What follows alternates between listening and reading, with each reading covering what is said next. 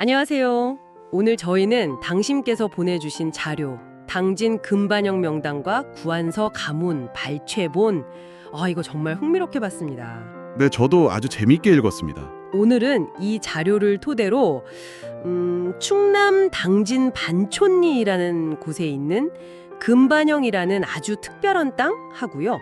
또 1920년대, 30년대 그때 그곳에 사셨던 구안서 가문 이야기를 좀 더 깊게 파볼까 해요. 네, 아주 흥미로운 주제죠. 이 금반영터가 대체 어떤 곳이길래 그렇게 명당이라고 불렸는지, 또 그 격동의 시대를 살았던 구씨 가문에게는 이게 어떤 의미였을지 한번 같이 따라가 보시죠. 좋습니다. 자, 그럼 먼저 이 금반영이라는 이름부터가 좀 예사롭지 않아요. 그렇죠. 자료 보니까 이름 그대로 금으로 만든 밥상 모양의 터라고 하던데요. 네, 맞습니다. 충남 당진군 송악면 반촌리에 있는 터인데요. 이름 뜻 그대로죠. 금으로 만든 밥상이라니. 오, 네, 그래서 마치 임금님 수라상처럼 늘 좋은 것들이 가득 차 있어서 여기에 살면 아주 큰 부귀를 누릴 수 있다, 뭐 이렇게 믿었던 거죠.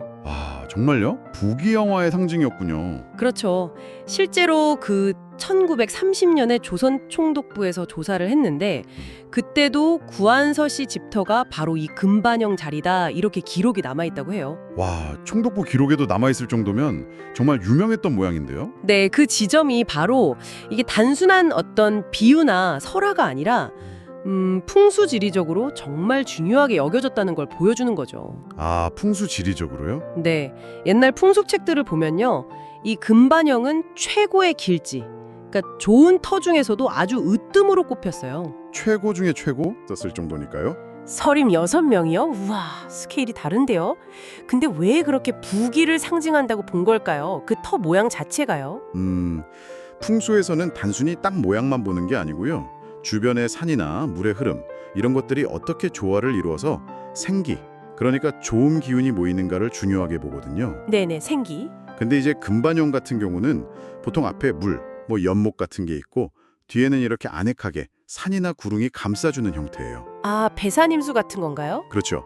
그런 식으로 좋은 기운이 빠져나가지 않고 잘 모여있는 이상적인 모습으로 본 거죠. 그러니까 당연히 재물이 쌓이고 큰 인물이 계속 나온다, 이런 믿음이 생길 수밖에요. 그렇군요. 자료에서도 그 반촌리, 그러니까 지금의 가마몬 마을의 실제 지형이 딱 그런 모습이라고 묘사하고 있고요. 앞에 연못 있고 뒤에 산이 감싸고. 그래서 금반영이군요. 진짜 밥상처럼 딱 펼쳐져 있는 듯한 느낌이겠네요. 네, 그런 형세라고 본 거죠. 근데 바로 그 자리에 그 특별한 의미가 있는 땅에 1928년에 구한서 씨 가문이 새 집을 지었다는 거잖아요. 이게 또 흥미로운 포인트 같아요. 맞습니다. 그때가 아시다시피 일제강점기였고, 네, 굉장히 혼란스러웠던 시기죠. 네. 그리고 또 당진 청년동련 같은 어떤 새로운 사회 운동 같은 것도 막 생겨나던 그런 변화의 시기였단 말이죠. 그렇죠. 사회 분위기가 막 바뀌고 있었는데. 근데 그런 상황에서 당진 지역의 아주 유력한 지주였던 구씨 가문이 전통적인 방식인 풍수 명당에 기대서 집을 새로 지었다는 점. 이게 참 생각해 볼 만한 지점이에요. 왜 그랬을까요? 그 변화의 시기에 오히려 더 전통적인 것에 의지했다는 거네요. 네, 바로 그 점입니다. 제 생각에는 이게 그냥 부자가 되고 싶다 이런 걸 넘어서서요. 그 예측 불가능한 어떤 시대적 불안감 속에서 가문의 안정, 그리고 번영을 어떻게든 좀 이어가고 싶었던 그런 절박한 마음이 아니었을까 싶기도 해요. 그럴 수 있겠네요. 그 변화의 바람 속에서 뭔가 굳건한 뿌리를 내리고 싶었던 걸 수도 있고요. 그렇죠. 흔들리지 않는 기반을 다지고 싶었겠죠. 그리고 실제로 당신께서 주신 자료를 보면 그 이후에 구씨 가문이 당진 지역에서 상당한 토지를 가진 부호로 이름을 날렸다고 하니까요. 와, 정말요. 네, 그러니까 그들의 어떤 믿음과 또 현실에서의 결과가 묘하게 이렇게 연결되는 것 같아서 더 흥미롭습니다. 이야, 신기하네요, 진짜.